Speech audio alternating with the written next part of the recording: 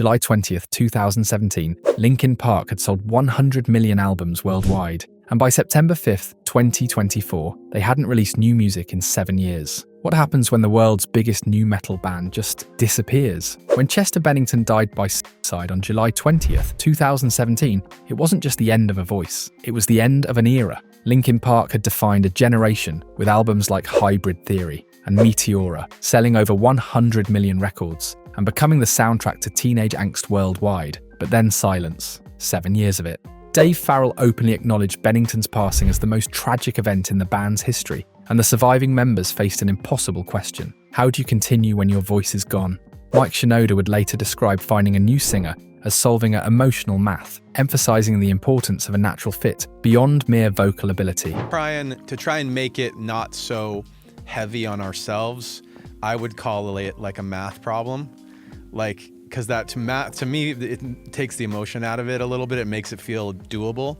But for 7 years, that equation seemed unsolvable. So what were they actually doing during those 7 silent years? The immediate aftermath of Chester's death wasn't just about grief, it was about survival. Mike Shinoda processed his emotions artistically through his solo work, notably the post-traumatic album, which provided an outlet for his feelings and connected deeply with fans. During this time, drummer Bourdon also chose to depart, further altering the band's foundational lineup. Shinoda articulated that art had always been his healing mechanism, and the band's natural chemistry eventually led them back to the studio. But here's where the story gets interesting. They weren't planning a comeback. The band had been collaborating with various artists since 2019, but these weren't formal recording sessions for a new Linkin Park album. They were just jamming, healing, experimenting. Mike Shinoda had previously collaborated with Bourdon in 2021 and found an immediate creative connection, noting Bourdon's multi-instrumental talents in drums, keyboards, guitar, bass, production and mixing. But still, no announcement, no promises, no timeline.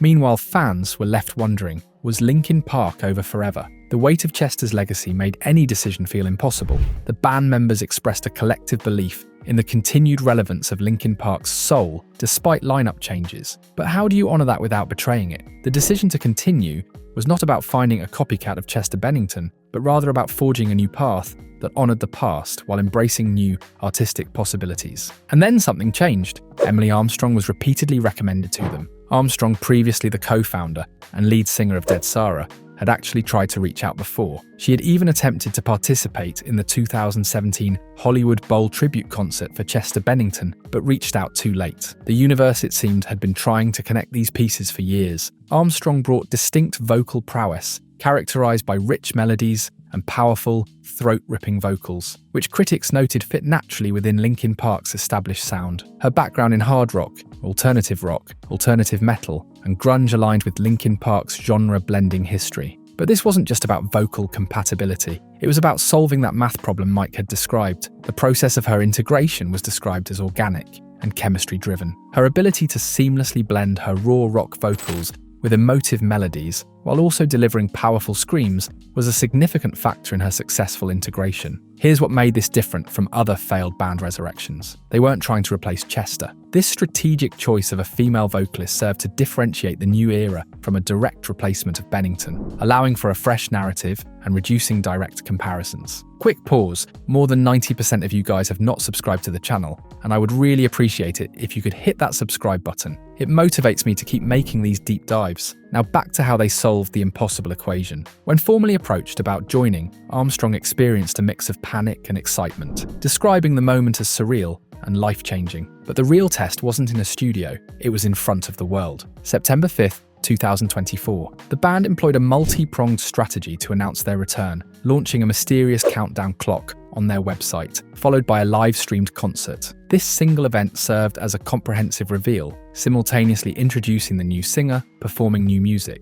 announcing the album From Zero, and detailing a world tour. It was an all-at-once content strategy that delivered 7 years of silence-breaking news in one impactful moment. The reaction was immediate and explosive. The lead single, The Emptiness Machine, quickly ascended to the top 5 on the Spotify global chart, clinched number 1 on both alternative and rock radio, and reached number 21 on the Billboard Hot 100. This single achieved unprecedented first-week numbers for a modern rock song on digital streaming platforms, tallying 85 million Spotify streams and 26 million YouTube views. But the real vindication came with the album release. From Zero, released on November 15th, achieved considerable commercial success, debuting at number 2 on the Billboard 200 and number 1 on various rock charts, with 97,000 equivalent album units in its first week, including 72,000 in traditional sales. Linkin Park's overall monthly listeners on Spotify surged from approximately 40 million to over 54 million, establishing them as the top-streamed rock band on the platform and one of the 40 top-streamed artists globally. The album has since surpassed 1.5 billion streams, making it one of the fastest-growing rock albums in recent memory. This wasn't just nostalgia driving sales, this was validation that their equation had been solved correctly. But how did they avoid the pitfalls that destroyed other bands attempting similar comebacks? Look at the carnage in the music industry. AC/DC's transition from Bon Scott to Brian Johnson in 1980 is widely regarded as one of rock's most successful, with Back in Black becoming the second best-selling album in music history. Alice in Chains successfully integrated William Duvall after the death of Lane Staley, with Duvall joining in 2006 and recording 3 critically acclaimed albums. But for every success story, there are 10 disasters. INXS faced significant struggles after the death of their charismatic frontman, Michael Hutchence, in 1997, experiencing declining sales and a waning public profile, despite attempts to continue with new vocalists. Stone Temple Pilots experienced mixed results with vocalist changes, with various attempts never achieving the same commercial or critical heights as their original lineup. Even contemporary artists struggle with comebacks. So what did Linkin Park do differently? First, they waited. The band's 7-year hiatus allowed for a period of genuine grief and artistic recalibration, rather than a rushed return. This wasn't a business decision driven by label pressure or financial necessity. This was healing disguised as silence. Second, they chose evolution over imitation. The selection of Emily Armstrong, a vocalist capable of both melodic and aggressive styles, akin to Bennington but with her own distinct identity, was crucial. The choice of a female vocalist inherently differentiated her role from a direct replacement, mitigating immediate comparisons and allowing for a new artistic dynamic. Third, they created new music that honoured the past without being trapped by it. From Zero represents a deliberate return to Linkin Park's foundational genres of nu metal, alternative metal, and rap rock, while still incorporating experimental sounds from their later discography. The album's title explicitly references the band's original name, Zero, symbolising a new beginning while honouring their origins. Tracks like The Emptiness Machine and Heavy is the Crown showcase the band's signature heavy guitars, pounding rhythms, and prominent electronic flourishes. Johan's turntablism and scratching, a hallmark of their early sound, make a notable return, contributing to the album's nostalgic yet refreshed feel. Fourth, they leveraged modern marketing brilliantly. Social media played a critical role in amplifying their rollout, with short-form vertical video cut-downs from the livestream featuring individual verses and choruses going viral on platforms like Instagram and TikTok, achieving millions of views and shares. The release of Heavy is the Crown as the official anthem for the 2024 League of Legends World Championship further expanded their reach to the gaming community. They understood that in 2024, Resurrection requires more than just good music. It requires strategic amplification across digital platforms. But the comeback wasn't without controversy. Shortly after her introduction, media reports surfaced regarding Emily Armstrong's ties to the Church of Scientology. Further controversy arose from her attendance at a 2020 criminal hearing for convicted rapist and fellow Scientologist Danny Masterson. Armstrong issued a statement clarifying that she attended one early hearing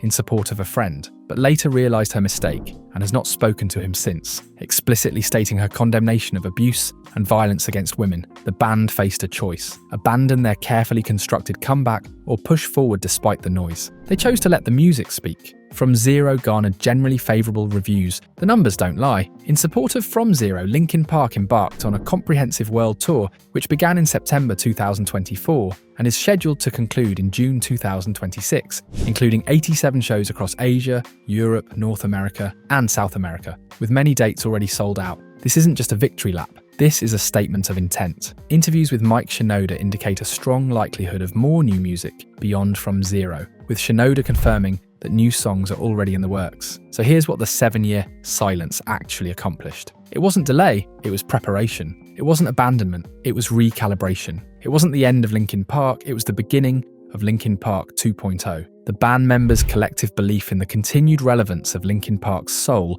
despite lineup changes, proved prophetic. They understood something crucial. A band's identity transcends individual members when it's rooted in collective creative spirit and established musical framework. The math problem Mike described wasn't about finding someone who sounded like Chester. It was about finding someone who could carry the Linkin Park DNA into a new era while contributing their own unique elements. Emily Armstrong wasn't chosen to replace Chester Bennington. She was chosen to help Linkin Park evolve beyond what they were. Colin Britton's multi-instrumental talents and collaborative approach perfectly complemented this evolution. The 7-year silence served multiple purposes. It allowed for genuine grief processing, prevented a rushed and potentially disastrous immediate comeback, built anticipation and goodwill among fans, gave the band time to find the right new members, and created space for artistic growth and evolution. Compare this to bands that rushed back too quickly or never returned at all. The patience paid off in every measurable way. Commercially, critically, and emotionally, Linkin Park's comeback represents the gold standard for how legacy bands can navigate tragedy and emerge stronger. The silence wasn't empty, it was full of possibility, and when they finally broke it, the world was ready to listen. Fan engagement has always been a cornerstone of Linkin Park's success, with their official fan club, Linkin Park Underground, established in 2001, fostering a dedicated community. The raw emotion and relatable lyrics in their music, particularly on themes of mental health and alienation, have historically forged deep connections with their audience. The comeback further solidified this bond, proving that authenticity resonates across generations. Today, Linkin Park stands as proof that even in the face of immense tragedy, a strong artistic foundation, strategic adaptation, and genuine connection with an audience can lead to a powerful and commercially viable resurgence. The 7-year silence wasn't the end of their story, it was the space between chapters. And the new chapter they're writing is arguably their most compelling yet. The album From Zero explores themes of rebirth, renewal, and starting over, directly addressing the band's journey post-tragedy. Songs like Cut the Bridge metaphorically represent severing ties with the past to move forward. But this isn't about abandoning Chester's memory. It's about honoring it by continuing to create meaningful music that connects with people experiencing pain, growth, and transformation. The equation has been solved, the silence has been broken, and Linkin Park's second act is just beginning. In an industry where comebacks usually fail and resurrections are rare, they've achieved something remarkable. They've proven that bands can survive the loss of their most iconic member and emerge not as pale imitations of their former selves, but as evolved versions that honor the past while embracing the future. The 7-year silence wasn't a loss of time, it was an investment in longevity. And judging by the streaming numbers, sold-out tours, and critical acclaim, it was the best investment they ever made. Well, I hope you enjoyed that video. Please do consider subscribing to the channel if you found value in this. Oh, and YouTube thinks you will like this video. Do watch it before you leave.